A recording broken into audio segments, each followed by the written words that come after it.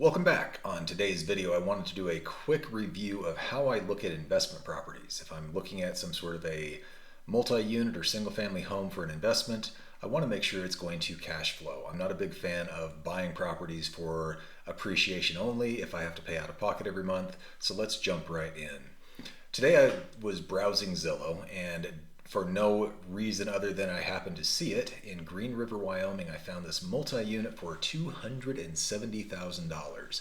Now there's a whole world of details that need to be looked into before you get serious about a property like this. What I was looking at, however, is this property is currently 4 units with possible 2 additional units. We have to find out what that means for $270,000. So, step 1, I want to take a look at the photos. I want to see what I'm dealing with. And as I scroll through, I can see that it looks like it's okay properties. They seem to be in decent condition internally. We would want to get out there, look at them on site ourselves, get a good inspector in there, take a look at those. We have some significant deferred maintenance in what they call the storage units outside. They mentioned those in one of the descriptions. This property looks like it's missing some of the trim pieces on the siding. Roof looks like it's in okay condition, at least in the photo. And we've got some possible issues around the window trim, but overall nothing that would keep you or keep me from looking at this property a little bit more seriously depending on where the rents fall. Now, of course, on Zillow, the agents never give us an idea of what the actual rent amounts are, so we're going to have to do some legwork. First piece that you could do is contact the agent. If they get back to you, because yes, we've had an issue with agents getting back to us lately, then you can look at market data and figure out what rents could be. So, jumping back into the description, let's look at this property a little bit closer. We've got 9 bedrooms, 6 bathrooms. If we have a possibility of 6 units, that would mean 1 bathroom per unit and a couple of units that have 2 bedrooms. Looking at their description here, we've got a great investment property. 4 units currently have long-term renters. 1 additional building can be either 1 or 2 additional units for a total of a possible 6. 5 indoor storage units, that's kind of cool. You could either rent those to the existing tenants, or if they're accessible outside, you could rent them potentially to other people. This investment property won't last long, and of course it's been listed 184 days. Not sure what not lasting long is to most people, but in my eyes that's been sitting for quite a while. So what I would do then is let me take a look at this, get a feel for where the property is. This is Zillow's map, so if we take a look at the town, we are on, it looks like, the northeast side of town. And if I hop over to apartments.com, of course you can do this with Zillow, Green River, there is a unit for rent right there, pretty darn close to where our property is, 316 East Fleming. Ours is 454 East Fleming. That property, let's see how it looks. Is it comparable? Well, it looks like it's a little bit nicer if we take a look at all the photos. It looks like it has some upkeep that's been done. Nice LVP flooring, stainless appliances, bathroom's been redone. It looks like it's got a newer shower in there, newer toilets, newer vanity. So this is a nicer unit, but there's nothing saying ours couldn't be brought up to that level. This property is currently listed for $1,200 a month. 1 bedroom, 1 bath. Okay. So if we hop over here, let's take a look at what else is in the area, so at least we have a general idea. This property here is right across the tracks. It's a 4 bedroom. That's not going to be comparable to ours at all. Let's filter this a little bit. And let's do 1 bedroom plus, which will hopefully get us closer. So we've got 2 beds, 1.5, not comparable. 2 bedrooms, 1 bath, that might be comparable. That's the one we looked at already. So what I'm going to do is take the lower end of the market and say $800 a month for a 2 bedroom, 1 bath. That would give me a lower end on the 1 bedrooms of probably $700 a month. And then the next thing that I do is I plug it into a spreadsheet. And I have a spreadsheet I've created for my own purchases. And what we'll do on this is we'll just come on my other screen, which you can't see, of course. I'm looking at the property. So let's say the purchase price is $270,000. Because it's been sitting for 180 days, I'm going to put it in at $250 because I would imagine there's some leeway there. Down payment on non-owner properties or investment properties, you can do it for less than 25%, but that's where the best interest rates are, so we're going to plug that in. Interest rates on investment properties right now, I'm going to guess is about 7.5%, give or take. And because it's more than 4 units, you're going to be subject to commercial financing. So generally those max out at 25 years. Now this spreadsheet goes ahead and calculates everything in there. Rehab costs, or as far as mortgages. The rehab costs, I'm going to just put 10,000 in because right now I don't know what I'm getting into, so we'll have to adjust that later. Closing costs is probably going to be closer to $6,000, give or take, depending on what we have to do. And I just throw some numbers in there for reserves. This is actually basically 6 months PITI, which would be principal, interest, taxes, and insurance. Insurance on this particular property, I'm going to say $1,500 a year for that particular one. Taxes, I have this guesstimated in at about $2,250 a year, give or take. That's probably about reasonable. And then it starts giving me all of the details on what you need. You need an out-of-pocket of $88,000. If you're going to tie up $88,000, you probably want to make sure this property is going to cash flow. A loan amount of $187,500. Let's come over here and start looking at the cash flow details. Now, what I generally do is in this column put their existing numbers. Now, because we don't know their existing numbers, we're going to go on the low market numbers and figure out where this would be.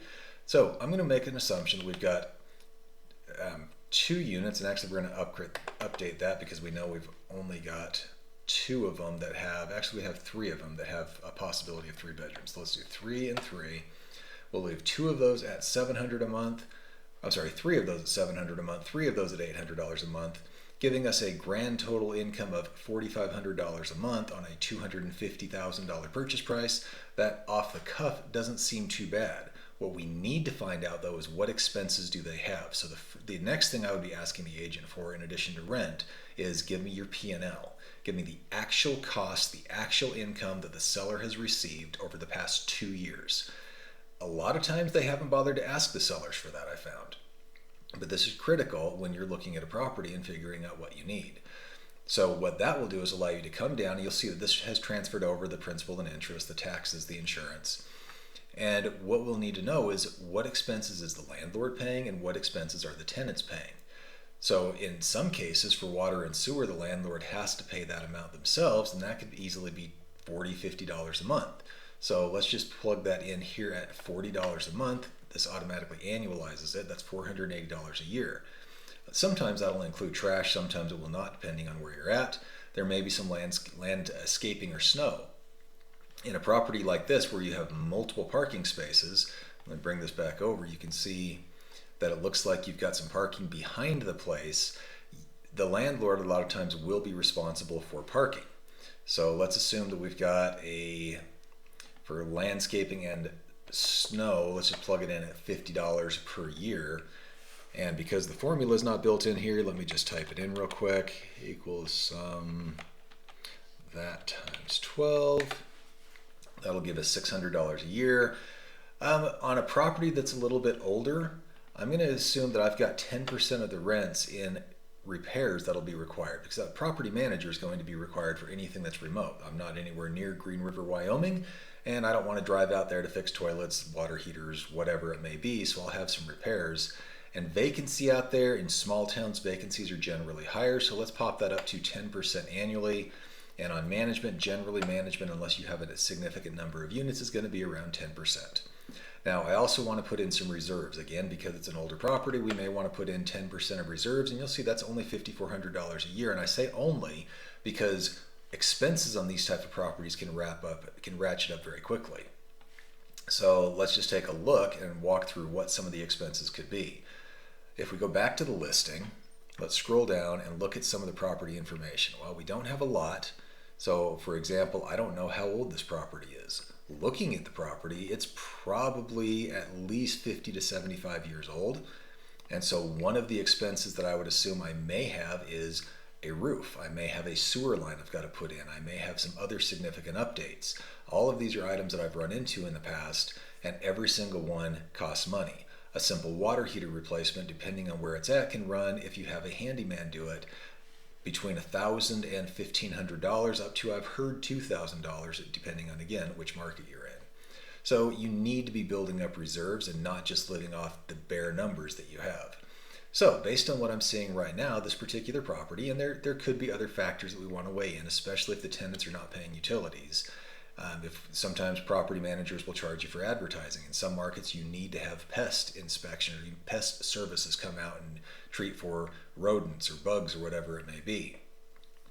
There's a lot of different expenses that can go into a property, and that's why the P&L is so critical. So with that all said, we've got some expenses baked in based on our cost estimate. We have $43,000 in annual expenses. We have $54,000 in annual income.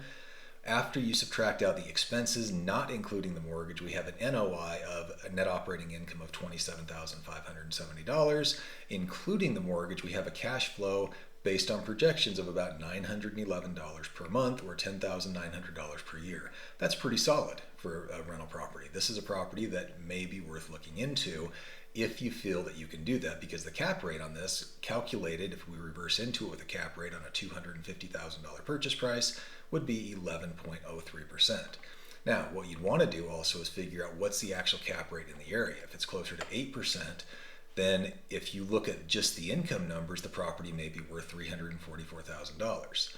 The next step that we'd want to do is look over here at a revised number and say, well, if I were to renovate the property, because again, we saw on this tab right here that a property just down the road renovated was going for $1,200 a month. If we're able to get anywhere near that, let's just bump our numbers up and say, okay, if on this particular property we're able to go to $800 a month in rent in the one-bedroom units, and if we're able to go to $1,000 a month, we'll leave that one the same in the two-bedroom units. We don't have any other units, let's say. Well, that boosts our income from $4,500 a month to $5,400 a month, leaving everything else the same.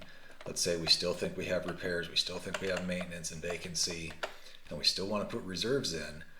Well, now our cash flow goes from $10,900 to $18,000, and using a 8% cap rate as well, that property is now worth $439,000.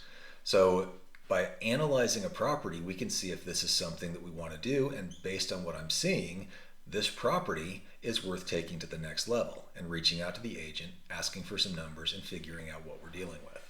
I hope this has been helpful to you. If it has, please give us a like down below. If you'd like to see more content like this, please do subscribe to the channel, and if you know someone who may benefit from this type of content, feel free to share. Thanks for being here. We'll see you on the next one.